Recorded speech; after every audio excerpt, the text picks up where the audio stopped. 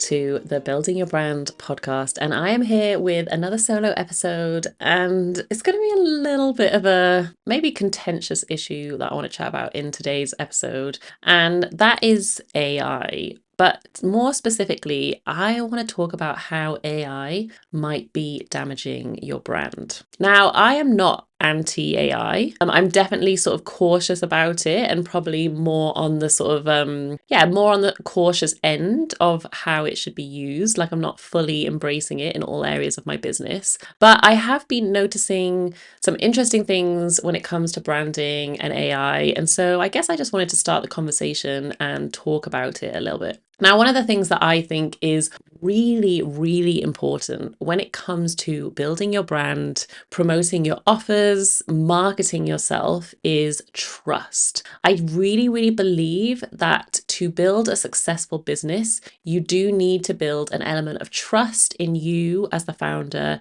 and your business as a whole so that people are willing to buy from you and give you their money. And trust is pretty simple when it comes to building a business. I think it's very similar to relationships that you have with people. The way you build trust is by saying that you're going to do something and then doing that thing enough times that people will be confident and reassured that you are going to do that for them as well. Now, obviously, as business owners, we are not perfect. Sometimes things are going to go wrong. I mean, this is the same for huge companies as well. Mistakes are going to be made and there will be a little bit of trust broken at times. But as long as on the whole, you continue to deliver your service or your product as consistently as possible, then that trust will be built and will grow over time. And the reason I like to think of this in the same way as with human relationships is I think that sort of helps us get a clearer picture of how it needs to look in terms of it doesn't need to be perfect, but it does need to be consistent. So if you think about a friend that you have, the trust is built in the same way. They say they're going to do something and then they do it. And it's not necessarily that they explicitly say, hey, Liz, I am going to treat you in this way. Expect to be treated in this way as my friend. Often it's like the way they show it, other ways they communicate. But ultimately, they sort of put across that they are going to show up for you in a particular way, and then they consistently do that. And that is how the trust is built. Now, obviously, again, flawed humans, mistakes are going to be made. Sometimes, a lot of the time, not intentionally. But we can't be consistent all of the time. So maybe sometimes someone says they're going to show up to something and something comes up and they can't. I do think that communication is key. So if you let someone down, but you communicate effectively, like the reasons why, then people will be very sort of like gracious and forgiving about that. And I think that's the same with businesses as well. But if they keep saying they're going to do something and then keep not doing that thing, then the trust is going to be broken. I guess like in its sort of most basic form, if someone says that they love you and then behaves in a way that is not loving, the trust is broken. I went a bit deep there with the love example, but you know what I mean. So hopefully that is helpful. So I truly believe that trust is so important in your business and you want to build up that trust. Now, this is where I think AI is potentially damaging brands more than they realize. And that is when I guess like the communication isn't very clear as to how they're using AI and people start to question whether they can trust what they're seeing or not. So this might be with generative AI. Maybe they are sharing images of products that don't even exist.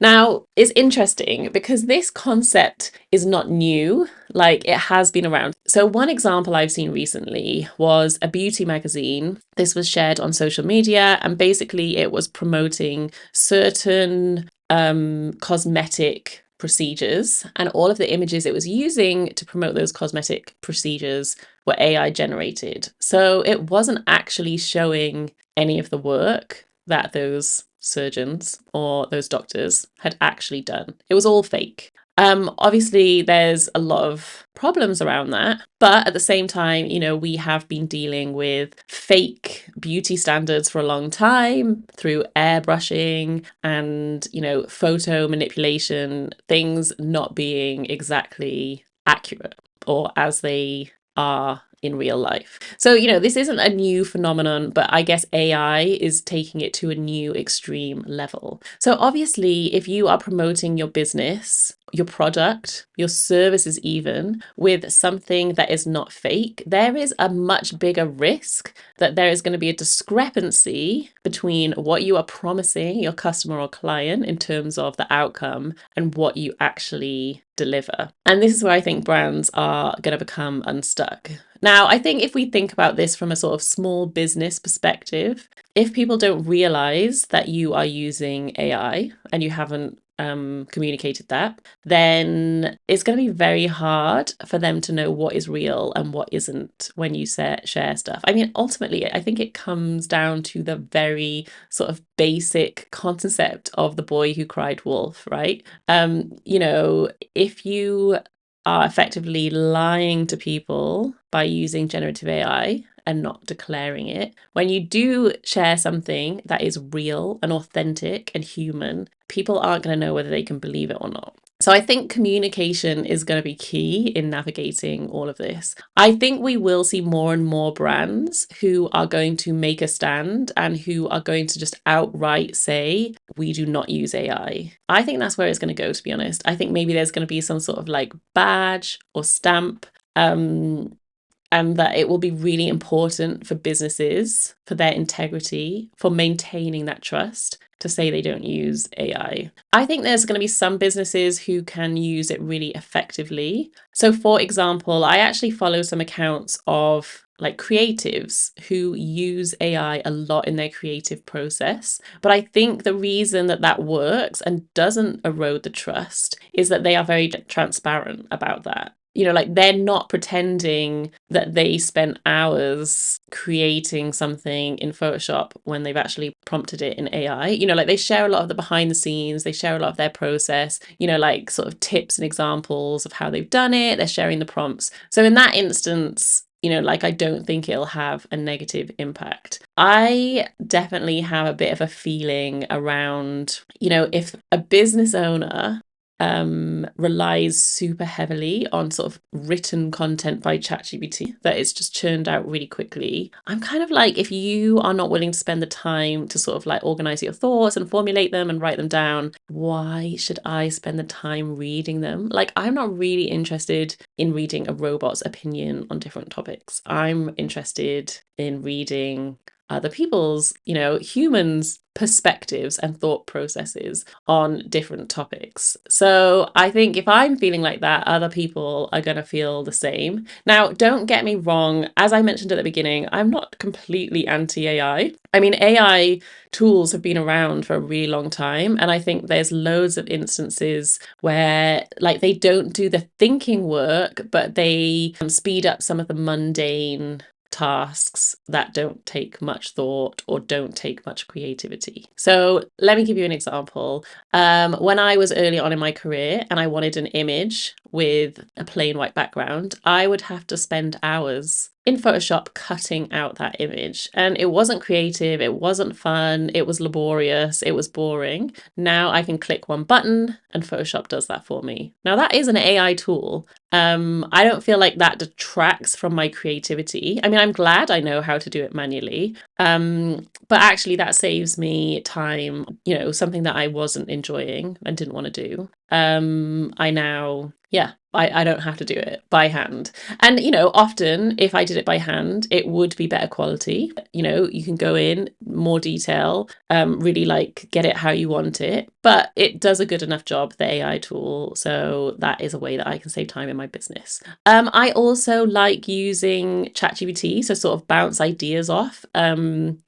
Like I probably would never sort of take exactly, I think I would take everything that it says with a bit of a pinch of salt. Because, and I've talked to different people about this, like it doesn't usually have the context that maybe chatting with another person that would have. So, like, for example, my friend Hannah is amazing at coming up with content ideas. And if I chat to her, she has a lot more context for my business because she knows me and my business well than ChatGPT would have. Mainly because I haven't used ChatGPT that much, so it doesn't know that much about my business. But I think that is something that we need to bear in mind. I think the other way that trust could be eroded is if people almost trust ChatGPT too much. So I definitely have heard very specific instances where the information that ChatGPT has delivered is just outright false. And I do worry that sometimes we don't take the time to fact check it. And so as a brand, we could be spreading false information.